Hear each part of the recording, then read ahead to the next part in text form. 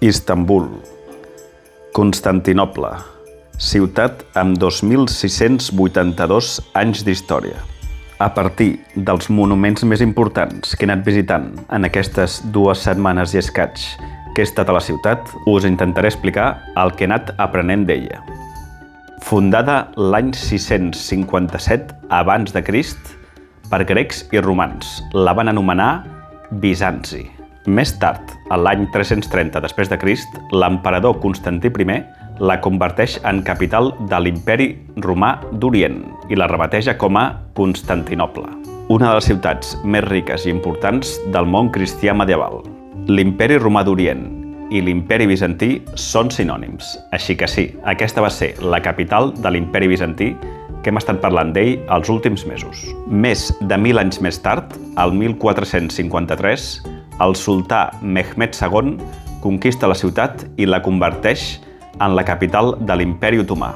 Si fem unes matemàtiques ràpides i simplifiquem, la ciutat ha sigut grega durant 2.110 anys i turca durant 573 anys.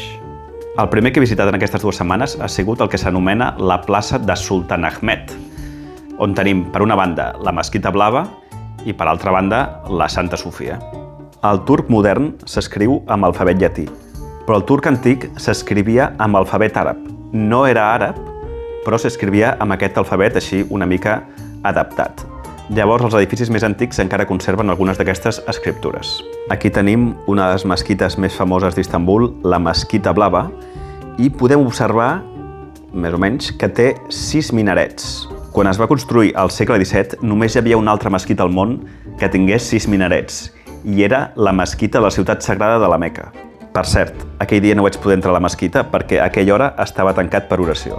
Doncs aquest tema dels minarets va provocar un conflicte al món islàmic perquè, clar, ningú podia ser més important que la Meca. Com ho van solucionar? Doncs van agafar els de la Meca i van decidir construir un 7è minaret. Assumpto sanjat. Doncs, com no podia entrar a la Mesquita Blava, vaig a la Santa Sofia o Hagia Sofia, que vol dir saviesa sagrada. Segur que heu sentit aquest nom, Santa Sofia, moltes vegades. Per què és tan important aquesta església, aquesta catedral? Doncs per 2 motius. El primer, la va inaugurar l'emperador Justinià de l'Imperi Bizantí l'any 1537 i durant gairebé 1.000 anys va ser la catedral cristiana més important i més gran del món. I en segon lloc, pel que esteu veient ara mateix. Aquestes teles amaguen mosaics antiquíssims de l'Imperi Bizantí. Mosaics cristians. I, si girem una mica la vista, bé, una mica més a baix, veurem que això és una mesquita. És una mesquita i a la vegada té imatges religioses cristianes. És un perfecte exemple del que és la història d'Istanbul. Malauradament, no es pot veure tota l'esplendor de la catedral per culpa d'aquests andamis que han posat per fer una mica de restauració. Anem a fer una mica de cronologia. Quan es va fundar, va ser, òbviament, una basílica cristiana ortodoxa. Després de la conquesta de Constantinoble pels otomans el 1453, es va convertir en mesquita. I el 1935, el famosíssim Ataturk, que ja n'hem parlat alguna vegada, la va convertir en un museu. No va ser fins fa 6 anys, el 2020, que Erdogan la va tornar a convertir en una mesquita. El per què? No ho sé, que algú m'ho expliqui.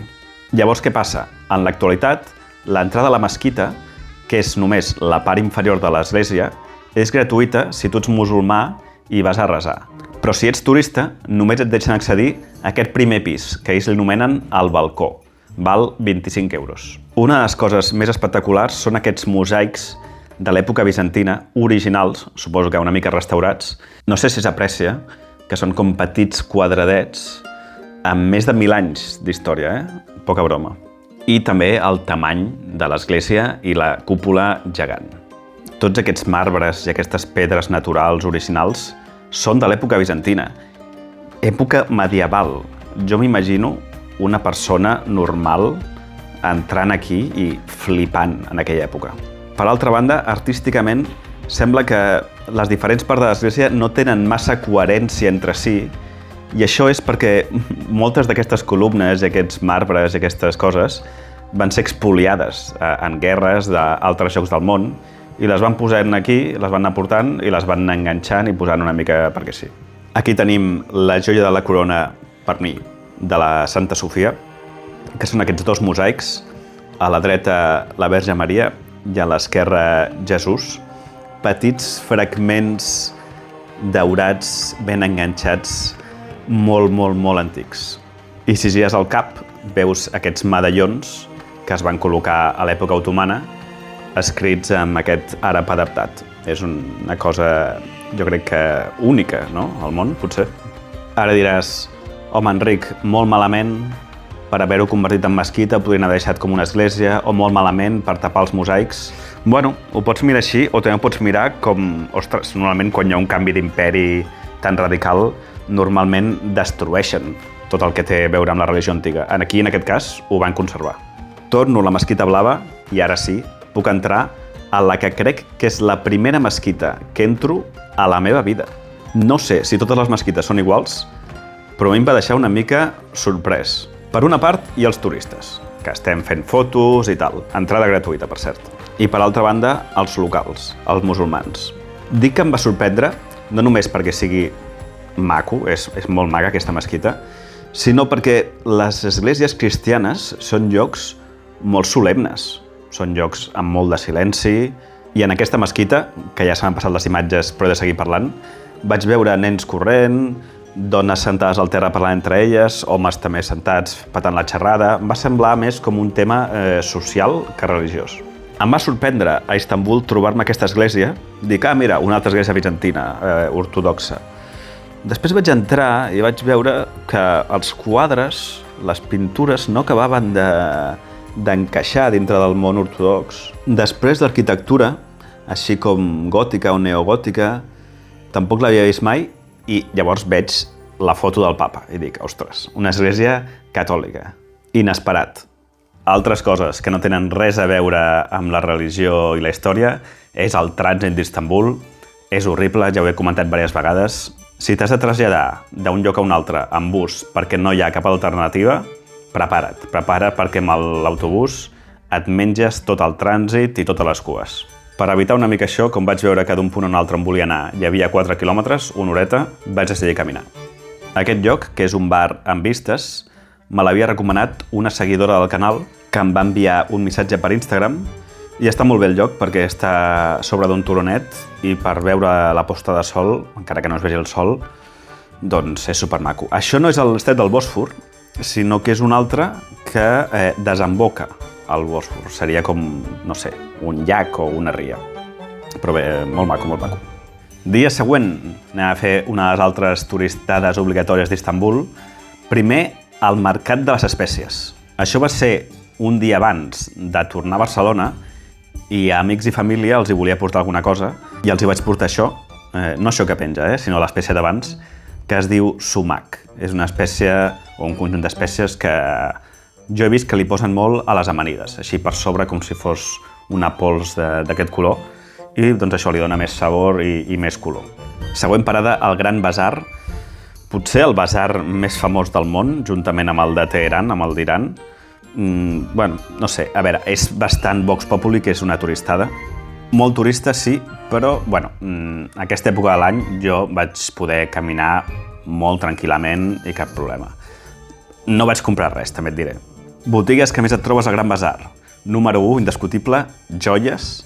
Després tot el tema de roba, també espècies, samarretes de futbol i delícies turques, els famosos baklava. Això seria una mica el que hi ha més. Bona tarda, estic aquí a prop d'una de les zones més turístiques de la ciutat, que és a prop de la Torre Gàlata, i em disposo una compades postals. Avui ha plogut, per tant, m'he llevat més tard i l'oficina de correus està tancada. Llavors, m'agradaria haver sabut primer quan costava enviar-les. Segons internet és 1,5 €, ja veurem demà quan obri i vagi a això. Mireu les postals d'Istanbul. A part de ser curioses, no n'hi ha cap que surti una foto de la ciutat. N'hi ha poques, n'hi ha poques botigues que els venguin, però mira, tots són com dibuixos, això... Bueno, no sé, rares. Bueno, també estan xules, a veure, diré. Vull dir, si busques una foto d'Istanbul, doncs ja la busques per internet, i això és com una mica més especial, no?, podríem dir. Bueno, no està malament, em sembla bé. Però el tema és que són molt gruixudes, mireu.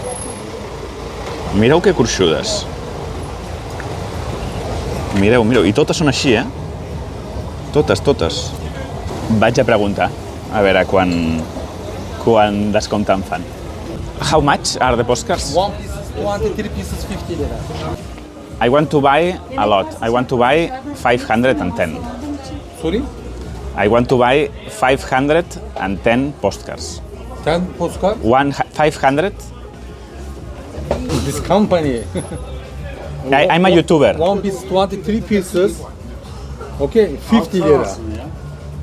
Okay, but 6 pieces 100. I'm 510. Maybe you can do more discount. Abi konuş. Kaçtan alacak? Sor abi. Do you speak English? 510 Yes. postcard. Yes. Bölüyor. 10 liras. One postcard. Bir tanesinin 10 liraya olur mu diyor ya. 10 lira, one postcard, and I buy 510. Ömer arıyorum abi. Altın gelsin.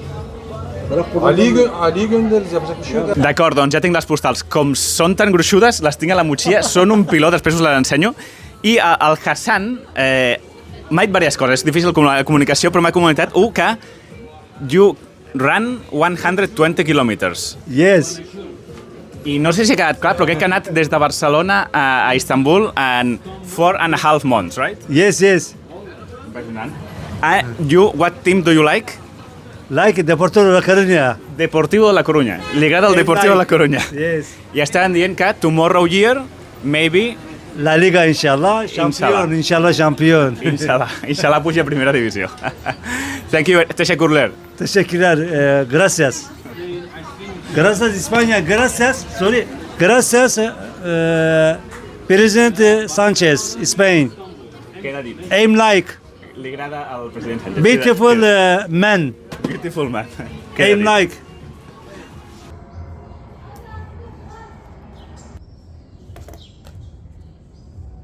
La volta al món a peu, dia 176.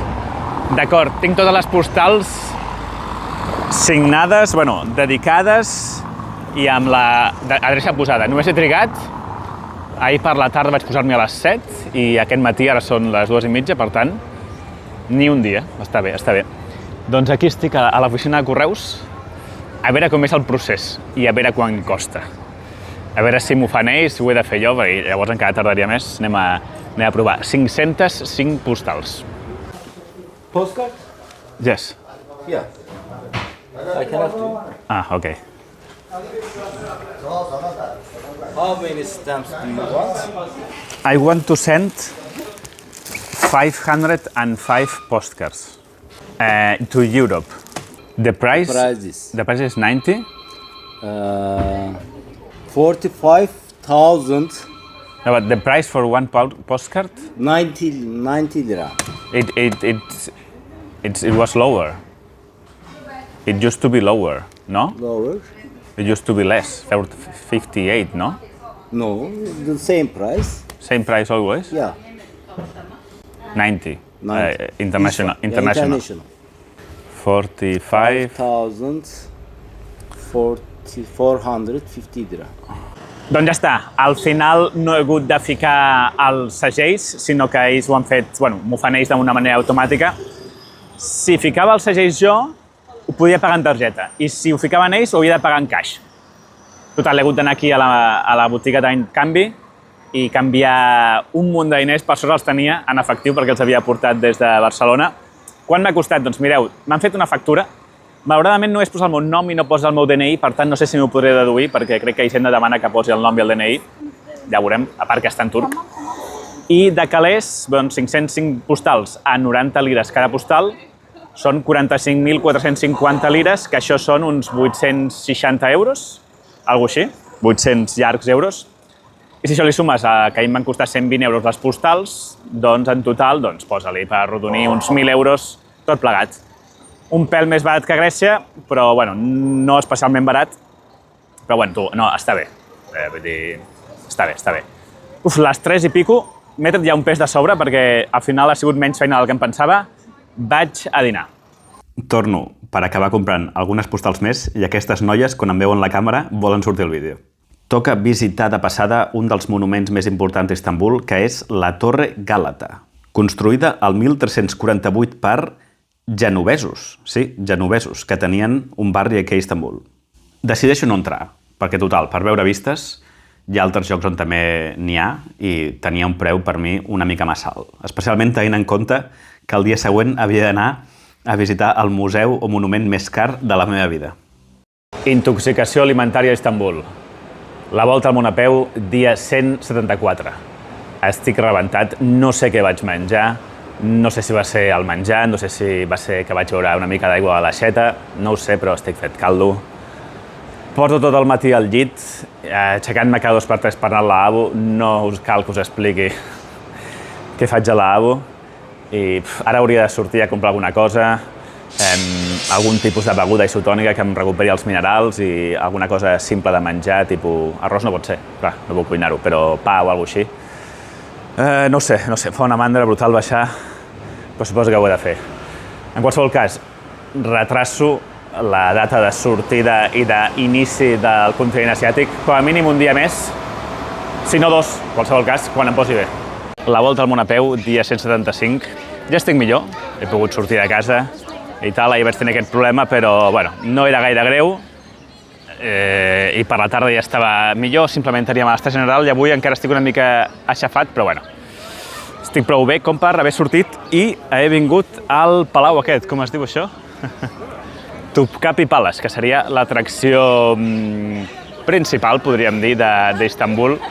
És més coneguda la Santa Sofia, però aquest palau vindria a ser una mica el Versalles de Turquia, el palau on vivien els sultans de l'Imperi Otomà. És el museu més car que he pagat mai a la meva vida. Bueno, no sé si es pot considerar museu, edifici o com sigui. 51 euros, tu. Ja ho sabia abans de venir, però igualment fa mal. Espero que valgui la pena. I està bé. Patrimoni de la humanitat i, com he dit, antic palau reial dels sultans de l'Imperi Otomà. Dintre aquestes muralles es van prendre decisions que van canviar la història del món. Veureu en moltes coses, com aquests plats, aquestes vaixelles, que no tenen un punt així molt antic, medieval, ni molt menys. És bastant modern, entre cometes. I és que, clar, aquí vivien els sultans doncs fa 300 anys o menys, inclús. No és tan antic i per això està tan ben conservat. Està dividit en 4 patis i cada porta que va al següent pati t'adentra a un món més privat i més íntim del sultà. El primer pati seria el món públic. Aquí podria entrar gairebé tothom. Zona de trànsit, cerimònies i serveis. Segon pati, el govern. La sala del Consell Imperial i la Torre de la Justícia.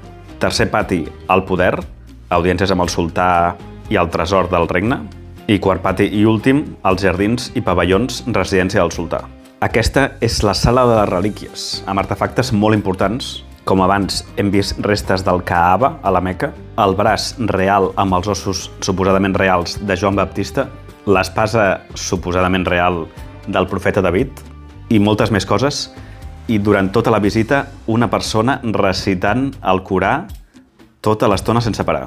Però, sens dubte, la relíquia més important, o la que més gent se li feia fotos, era 2 pèls de la barba del profeta Mahoma. Atenció. Tenia magnífiques vistes d'això, el sultà, de l'estret del Bòsfor, que per mi és el millor, el més maco de la ciutat.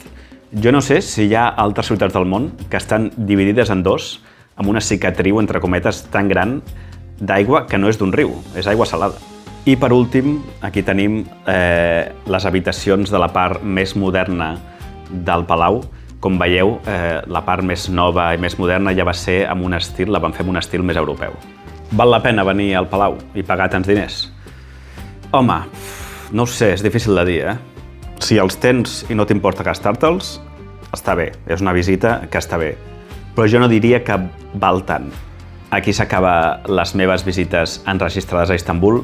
No he fet molt més turisme del que he ensenyat a les imatges, la veritat. Necessitava descansar i quan deia que necessitava descansar era, molts dies, no feia res. Imatge d'un diamant gegant del tresor de l'Imperi Otomà. Demà tornen els Daily Vlogs. Bona nit.